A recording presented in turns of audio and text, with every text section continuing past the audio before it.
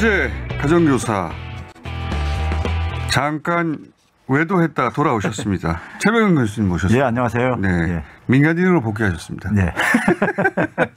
자, 이제 방송에 또 자유롭게 나오실 수 있게 됐기 때문에 예. 교수님 안 계시는 동안 많이 밀렸어요 뉴스가. 그렇죠. 예. 예. 전 많이 밀려서 빨리 축축축 정리해 볼게요. 통계청에서 일단 이런 통계가 나오면 항상 저희가 네. 교수님과 짚어봤는데 왜냐하면 이제 통계청 자료가 나오면 그걸 가장 먼저 이제 그 보수 경제지들이 가지고 예. 보도를 해요. 예. 물론 나쁘게 합니다 항상. 예. 좋은 게 하나도 없어요.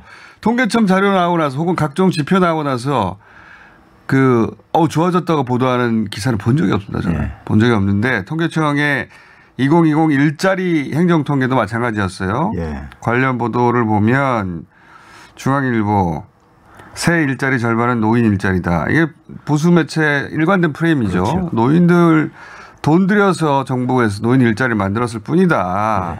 이런 분위기고 대부분 그래요. 60대 일자리가 어떻다. 고령층만 늘었다. 이런 게 이제 이번 통계청 발표에 따른 프레임입니다.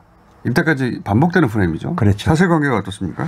예, 먼저 근데 어저께 제가 이제 뉴스공장 듣고서요. 예. 가끔가다 그 연장에서 이제 박영미 기자가 진행하는 네. 프로에서 이거를 해설을 했어요. 한국경제신문 기자 아마 그분이 고정 출연하시고 고정화만 하시는 것 같은데 그분도 그냥 일간 지금 소개한 신문들에서 나온 거를 그대로 그냥 보도를 말씀을 하시던데 이게 기자분들이 그러니까 아마 통신사 이런 데서 이걸 하나 뽑으면 그대로 이제 아마 베끼기식으로 하는 게 아닌가 하는 생각이 들어요. 거죠. 교수님처럼 누가 마이크로 데이터를 다 보겠습니까? 근데 이걸 그래도 기자가 보려면 자료를 행정관청에 제출했으면은 그걸 좀 이렇게 들여다는 봐야 될 것 같은데 들여다 보는 거 자체를 안 하는 것 같아. 제가 볼 때는요. 이제 왜 그러냐면요. 일단 이 일자리 행정통계라는 할 때 일자리 개념이요. 우리가 매달 통계청에서 취업자 숫자 발표하잖아요. 취업자하고 다른 개념이에요. 아, 거기서부터 달라요? 네, 거기서 달라요. 일자리는 뭐냐면 쉽게 얘기해서 이게 통계청 자료가 다 설명도 돼 있어요. 그러니까 뭐냐면은 주중에는 자기가 기업을 다녀요. 직장을 다녀요. 근데 주말에는 자기가 학원에서 그러니까 예를 들어서 투잡으로 학원 강사를 해요. 그럼 일자리가 이게 두 개가 계산되는데 물론 일하는 시간까지 고려해서 계산을 하지만은 일자리가 두 개가 되는 거예요. 한 사람이요. 그런 개념이구나. 그러니까 취업자는 한 사람인데 그렇죠. 일자리는 두 개다. 그렇죠. 근데 이번에는 그 일자리 기준으로 통계를 낸 거군요. 그리고 또 한 가지는 뭐냐면 여기에 일자리는 되게 뭐냐면은요. 그 4대 보험 이런 가입자들이라든가 과세 자료가 있는 사람들을 주로 대상하는 거예요. 그러니까 무급 가족 종사자 이런 사람들은 제외하는 거예요. 그러니까 기본적으로 평상시에 매달 발표하는 저거하고 다르다. 그런 것을 먼저 취업자가 아니고 그렇죠. 이거 일자리 행정 통계라는 것은 그러면 방금 말씀하셨을 때 일주일 동안 뭐 5일은 회사를 다니는데 주말에 5시간 정도 다른 일을 해요. 그런 경우에 이제 일자리 개수는 두 개다 하셨는데 그 완전히 두 개가 아니라 0점 몇 개 아닙니까? 그러니까 예를 들어서 이제 일주일에 5일 근무하는 사람은 그게 이제 한 개 일자리인 거예요. 근데 이제 일주일에 주말 토요일 날 일요일 날 학원 강사를 했어요. 그러면 이틀을 한 거잖아요. 그러니까 5분의 2 일자리인 거예요. 그러니까 이렇게 추가가 되는 거죠. 5분의 2로 계산한다. 그게 한 개로 계산되는 게 아니네요. 그렇죠. 그러면은. 그러니까 1과 5분의 2 일자리인 거죠. 0.4 일자리네요. 그렇죠. 1.4 한 명이 1.4 일자리가 그런 식으로 계산하는구나. 그렇게 해서 그 사람의 경우에는 1 플러스 0.4에서 1.4개의 일자리가 만들어졌다. 그렇죠. 그게 이제 먼저 그거고요. 행정통계를 이해했어요. 그리고 상대적으로 이게 뭐냐면은 급여가 국세청의 급여라든가 아니면 4대 보험 가입자들이 중심에 이런 자리들 중심으로 는 거예요. 안정적인 일자리예요. 그다음에 이게 뭐냐면 2020년도 일자리입니다. 작년 팬데믹 상황이요. 올해가 아니라요. 올해 게 아니에요? 그렇지. 2020년. 그런데 문제는 뭐냐면 71만 개가 증가했다는 거예요. 작년에도? 이게 이번에 발표한 게 2020년 저거라니까 일자리라니까요. 그럼 2019년에 비해서 2019년에는 그러니까 60만 개가 증가했어요. 일자리가요. 2019년에. 근데 2020년에는 그보다 11만 개가 더 증가했다는 거예요. 그래서 놀라운 게 한 가지가 있는 거예요. 그러네요. 코로나 팬데믹 상황에서도 그 일자리 개수가 늘었다. 자. 이게 이제 일자리가 어떻게 구성되냐면요.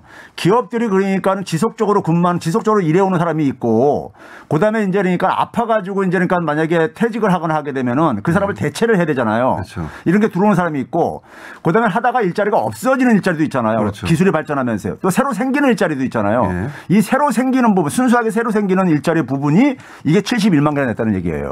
그거 굉장히 좋은 거 아닙니까? 그렇죠. 그래서 그렇죠. 일단은 그거를 설명을 드려야 되는 그게 거예요. 포인트네 오히려. 일자리 성격에 대해서는. 성격에 대해서. 예, 먼저 제가 설명을 장황하게 드린 이유가 거기에 있고요. 예.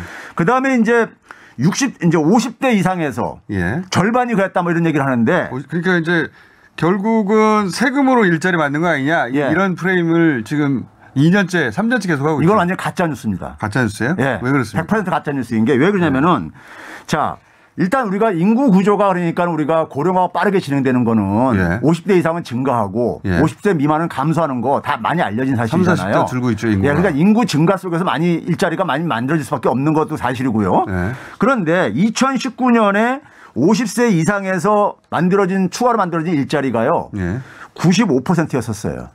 2019년에요. 95%라는 건 무슨? 전체 일자리 증가. 그러니까 60만 개 일자리 중에서. 그러니까 2019년에는 새로 만들어진 일자리 중에 95%가 예, 50세 이상.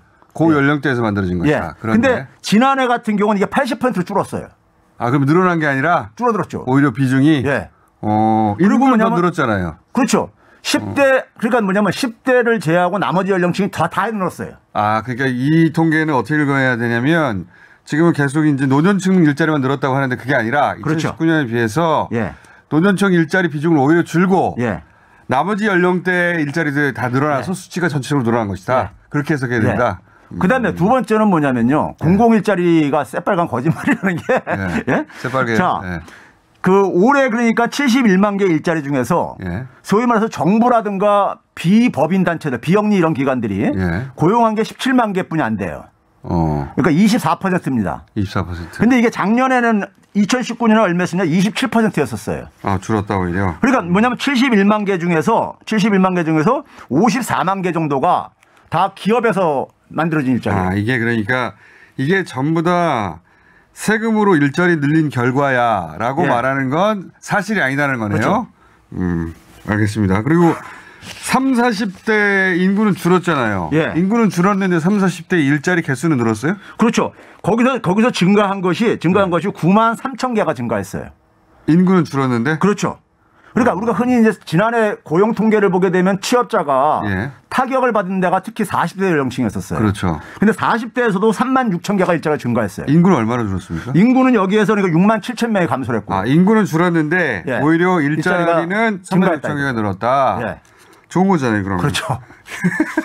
그러니까 이 일자리 행정 통계의 일자리 개수 개념을 이해한다면 이걸 보면 이 통계는 매우 좋은 거네요. 그렇죠. 그러니까 이건 마이크로 데이터 안 봐도 통계청에서 배포한 그 보도 자료만 봐도 다 알 수 있는 거예요.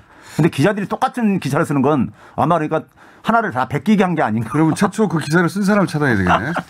왜 마이크로 데이터를 제사에 안 보고. 마이크로 데이터 안 봐도 이건 알 수 있는 거예요. 의미를 왜곡해서 해석하느냐. 예. 야, 이건 이해했고요. 자, 그 다음에 뭐 많은데 오늘 시간이 그렇게 많지 않으니까 이거 해볼게요.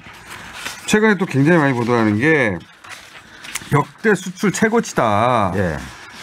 올해 1조 넘어간다는 거 아닙니까? 그죠? 그렇죠. 예. 이게 역사상 최초로. 그랬더니, 무슨 기사가 나오냐면, 그거는 원자재급 값 상승으로 인한 통계 착시에 불과하다. 그러니까 예. 원자재 값이 올라가지고 수조가 부풀려진 것이지, 예. 실제로 수출이 그렇게까지 호조는 아니다. 뭐 이런 취지인 것 같아요. 예. 이런 기사는 뭐가 잘못된 겁니까?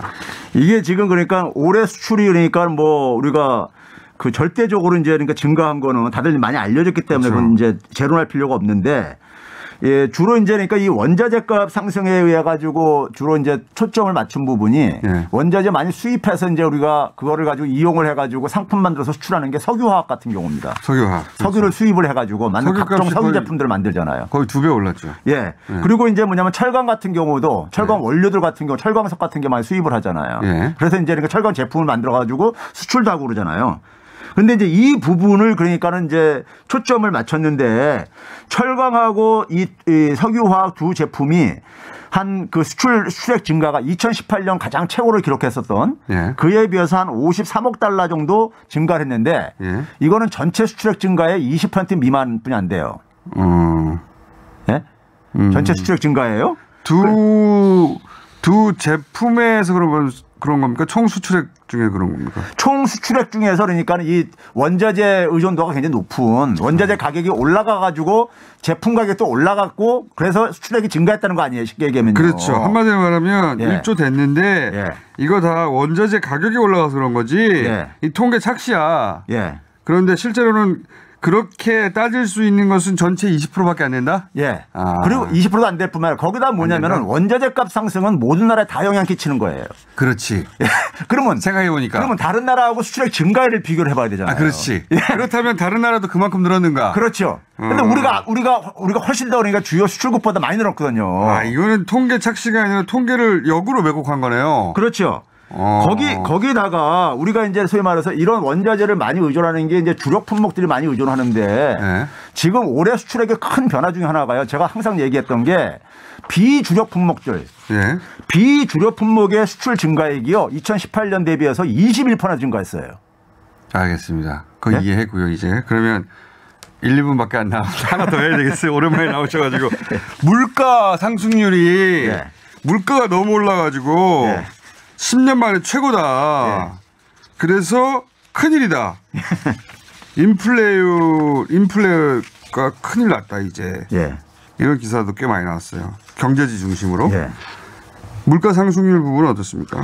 이 물가 관련된 건 이제 그러니까 11월 달 물가가 1년 전에 비해서 3.7%가 3%를 돌파했어요. 네. 3%를요.